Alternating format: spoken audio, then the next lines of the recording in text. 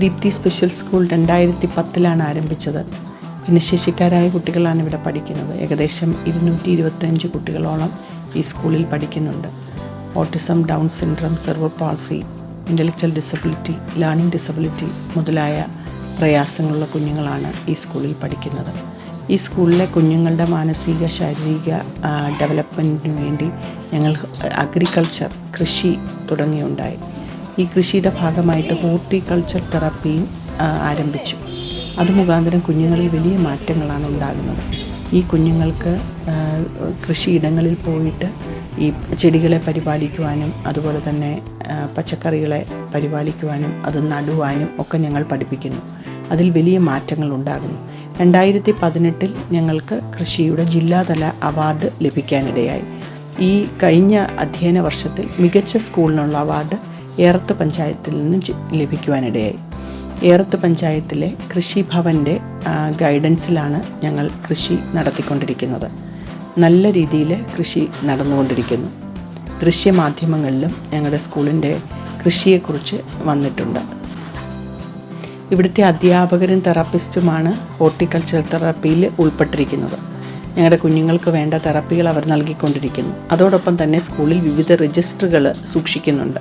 Deepthi special സ്കൂളിൻ്റെ horticulture observation book, visitors diary, ക്ലബ്ബുകൾ പ്രവർത്തിക്കുന്നു. ഭൂമിത്ര ക്ലബ്ബ്, അതുപോലെ ഹരിത ക്ലബ്ബ്, അതോടൊപ്പം തന്നെ കാർഷിക രജിസ്റ്റർ ഞങ്ങളിവിടെ സൂക്ഷിക്കുന്നുണ്ട്. നമസ്കാരം, എൻ്റെ പേര് രേണുക. ഞാൻ അടൂർ ദീപ്തി സ്പെഷ്യൽ സ്കൂളിലെ ടീച്ചറാണ്. ഞങ്ങളുടെ കുട്ടികളെ, അതായത് വിഭിന്നശേഷിക്കാരായ കുഞ്ഞുങ്ങളെ സമൂഹത്തിൻ്റെ മുഖ്യധാരയിലേക്ക് കൊണ്ടുവരാൻ വേണ്ടി ഞങ്ങളുടെ ടീം പ്രവർത്തിച്ചതാണ് ഈ കാണുന്നതെല്ലാം. ഞങ്ങൾ 2018 മുതൽ കൃഷിയുടെ വിവിധ ഭാഗങ്ങൾ കുഞ്ഞുങ്ങളെയും കൊണ്ട് ചെയ്യിക്കുന്നുണ്ടായിരുന്നു. അതിനുശേഷം 2024 മുതൽ ഹോർട്ടിക്കൾച്ചർ തെറാപ്പിയുടെ കുറച്ച് വിപുലമായി ചെയ്യാൻ ഞങ്ങൾ ചിന്തിച്ചു. ഞങ്ങളുടെ ചിന്ത തന്നെ അതായിരുന്നു ഇന്നൊവേഷൻ ആൻഡ് ക്രിയേറ്റിവിറ്റി. അപ്പോൾ അതിനുവേണ്ടി ഞങ്ങൾ മണക്കാല CDC സെൻറ്ററിൽ ഞങ്ങൾക്ക് കൃഷിക്ക് അനുയോജ്യമായ ഒരു സ്ഥലം കണ്ടെത്തുകയും അതിനുവേണ്ടി 3 ക്ലബ്ബുകൾ രൂപീകരിക്കുകയും ചെയ്തു. കാർഷിക ക്ലബ്ബ്, ഹരിത ക്ലബ്ബ്, ഭൂമിത്ര ക്ലബ്ബ്. ഈ 3 ക്ലബ്ബുകളിലും ഓരോ ക്ലബ്ബിലും 15 അംഗങ്ങളെ ഉൾപ്പെടുത്തിക്കൊണ്ട് 45 പേരടങ്ങുന്ന ഒരു ടീം ആണ് ഞങ്ങൾ ഇതിനു വേണ്ടി മുന്നിട്ടിറങ്ങിയത്.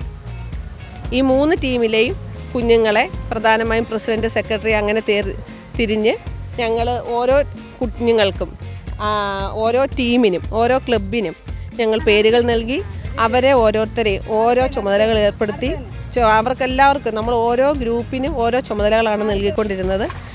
ഒരാൾ വെള്ളം ഒഴിക്കുന്നതാണെങ്കിൽ മറ്റൊരാൾ അതിനകത്ത് കീടങ്ങളുണ്ടെങ്കിൽ അതിനെ മാറ്റുക, പരിപാലിക്കുക, ഇങ്ങനെ ഓരോ ടീമിനും ഓരോരോ ഉത്തരവാദിത്തങ്ങൾ നമ്മൾ ഏൽപ്പിച്ച് നൽകിയിരുന്നു.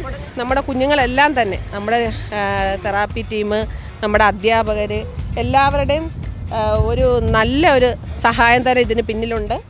അപ്പം കഴിഞ്ഞ വർഷം നമ്മൾക്ക് ഏകദേശം ഒരു 250ഓളം ബന്ദിപ്പൂക്കൾ വിൽക്കാൻ സാധിച്ചു. അത് നമ്മുടെ ഏറ്റവും വലിയൊരു വിജയമായി നമ്മൾ കാണുന്നു. അതുപോലെ തന്നെ നൂൺ മീൽസിനൊന്നും ഞങ്ങൾ പച്ചക്കറികൾ അധികമായി വാങ്ങിയില്ല. വിഷരഹിത പച്ചക്കറികൾ വെച്ചുകൊണ്ട് തന്നെ ഞങ്ങളുടെ കുഞ്ഞുങ്ങൾക്ക് ഉച്ചഭക്ഷണം നൽകാൻ ഞങ്ങൾക്ക് സാധിച്ചു.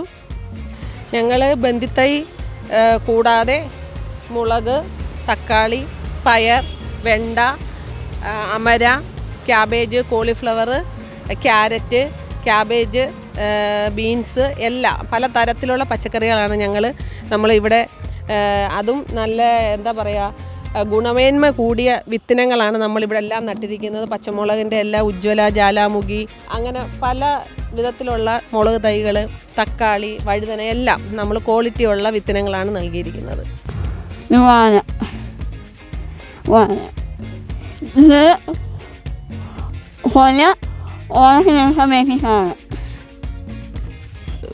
എല്ലാം മുളക് നട്ട് വെച്ചിട്ടുണ്ട്.